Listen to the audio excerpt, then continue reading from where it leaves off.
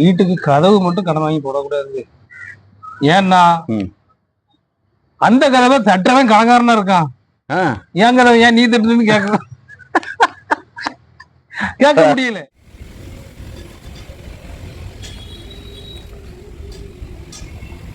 Kesavan sir வணக்கம். வணக்கம் வணக்கம். அதாவது இந்த மாதிரி சில வீடுகள் நாம நம்மளோட பயணத்துல அங்கங்க பார்க்கோம். ஆமா, இந்த வீடு இந்த மாதிரி வீடுகள்னா எப்படி சொல்றது, ஒரு காலத்துல மனிதர்கள் மகிழ்ச்சியோடு வாழ்ந்து இன்னைக்கு வாழ வழியே இல்லாத ஒரு நிலையில சிதிலம் அடைஞ்சு கிடைக்கக்கூடிய இந்த வீடுகள். இதெல்லாம் பார்க்கும்போது உங்க மனசுல எந்த மாதிரியான ஒரு எண்ணம் தோன்றும்? இப்போதைக்கு வீடு அப்படிங்கறதுல ஆண்மணியாச்சு, அப்புறம் அதுக்கு திரும்ப சொல்லி கிடக்குறது ஆண்மணியே ஓடிக்கிட்டு இருக்கு. சரி, வீடுங்கிறதுல வீடு கட்டுறதுங்கிறதுல எனக்கு இப்போதைக்கு அதிகமா அடிக்கடி நினைச்சு கொஞ்சம் சிரிக்கிற விஷயம் என்னன்னா, என்னோட மிக நெருங்கிய நண்பர் கார் ஓட்டுற வேலையில இருக்காரு. சரி, அது ஆஃபர் கார் ஓட்டுறது. அவன் வீடு கட்டினான். வீடு கெட்ட கெட்ட கொஞ்சம் கொஞ்சம் வளர்ச்சியா இருக்குது, அதிகமா இருக்குங்களா, வளர்ந்துட்டு வரும். ஆனா அது வளர்ந்துட்டே இருக்க வீடு நம்மகிட்ட இன்னொன்னு சொல்லும், இதை விட அதுக்கு கூட மாடி கட்ட நல்லா இருக்குமே. வசிக்கிறதுக்குரிய சபிஷியன்ட் இது கிடைச்ச பிறகும் சிலவங்க அதை அழகுபடுத்த வைக்கன்னு சொல்லி சிலது கட்டிடுவாங்க. ஆசை யார விட்டது. அதே மாதிரி இவனும் கொஞ்சம் இது பண்ணி நார்மலா ஒரு கதவை நினைச்சு வச்சிருந்தான். தேக்குல இப்படி செஞ்சு அப்படி செஞ்சு கதவுன்னு சொல்லி அவன் ஆசை காட்டி ஒருத்தர் போய் கடன் வாங்கிட்டு அந்த கதவை போட்டுட்டானான். இப்ப என்கிட்ட என்ன தெரியுமா சொல்றான், ஏன்னா வீட்டுக்கு கதவு மட்டும் கடன் வாங்கி போடக்கூடாது. ஏன்னா அந்த கதவை தட்டவன் கணக்காரனா இருக்கான். ஏன் கதவை ஏன் நீ தட்டுன்னு கேட்க முடியல. அவன்கிட்ட வாங்கின காசுலதான் கதவே போட்டு. வீடுங்கிறது உள்ள சந்தோஷமா வாழ்றதுக்கு தான், அதுங்கிறது வீடு கட்டின தான் தெரியுதுனே.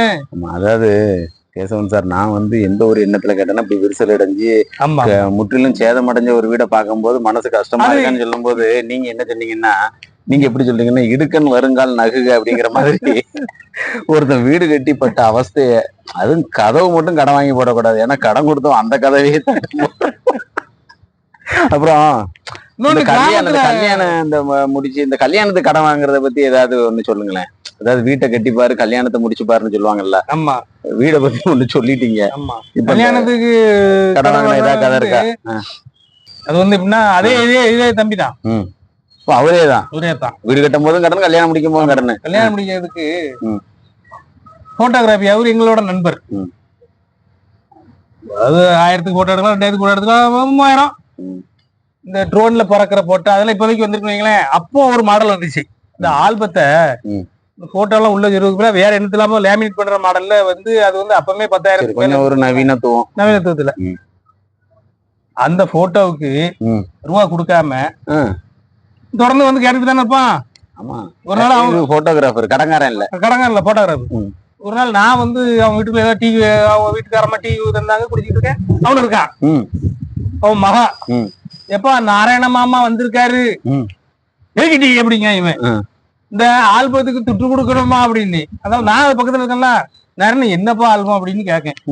நான் இருக்கல்ல இவா இவ்வளவு பெத்தாம்ல, அந்த கல்யாணத்துக்கு எடுத்ததுதான்ப்பா அப்படின்னு அவன் சொல்றான். ஏ பாவி பிள்ளை இந்த கடங்காரம் வரும்போது அப்பாட்ட சொல்ற அளவுக்கு நீளம். அப்பா அதான் 4 வயசுல பிள்ளைகள் பேசுமே. 4 வருஷமா கல்யாணத்துக்காக நான் கடனை கொடுக்கல. அது இந்த கடன் அப்படிங்கிற ஒரு விஷயம் கல்யாணத்துக்குனாலும் சரி, வீடு கட்டும் போது வாங்கினாலும் சரி, கொஞ்சம் மன உளைச்சல தான் தருதுண்ணே. ஒரு வீடு கட்டுறதோ கல்யாணம் நடத்துறதோ கேசவன் சார் ஒரு மகிழ்ச்சிக்கு தானே, மன மகிழ்ச்சியற்ற தன்மை. சிறுக கட்டி பெருக வாழ்னு ஒண்ணு சொல்லுவாங்கல்ல. யாரு கடன் வச்சவனோ அவன் பணக்காரன் அப்படின்னாங்கல்ல.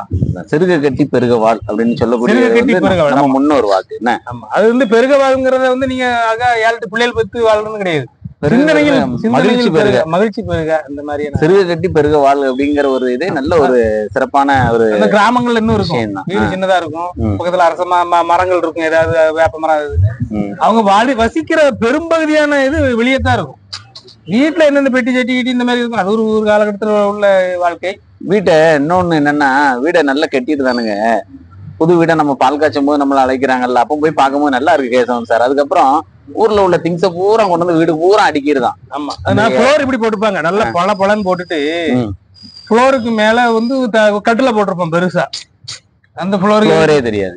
ஆமா, இதுக்கு மார்பிள் போட்டா என்ன, அப்படியே சிமெண்டோட நிப்பாட்டினா என்ன, கடைசியில மார்பிள் போடுதாங்க மாமியா வலிக்கு விழுந்துருதா.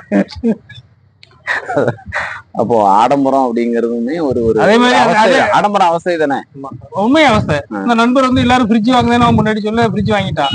சரி, இவரே தான். ஏப்பா கடங்கார பாவி. ஃப்ரிட்ஜ் வாங்கின பிறகு அவன் சொல்லுதா, என்ன இவளால ஃப்ரிட்ஜ் வாங்கிட்டேன், ஃப்ரிட்ஜுக்குள்ள வைக்க பொருள் வாங்க முடியாம என் பிள்ளைகள் ட்ரெஸ் தான் மடிச்சு உள்ள வச்சிருக்கேன் பீரோல் மாதிரி.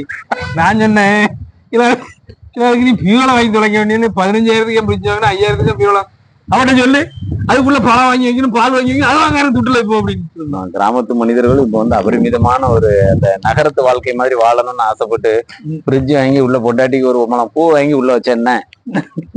இப்போ லேட்டஸ்டா அவன் வந்து கோடைன்னு ஏசி வாங்கி வச்சான். 3 நாள் தூக்கின பிறகு ஏசி அலர்ஜி ஆயிட்டான் அவன் வீட்டுல எல்லாரும் 3 வயசுக்கு. அதுக்கப்புறம் அவன் சொல்றான் இன்னும் அணில் வசிக்கும். ஆமா.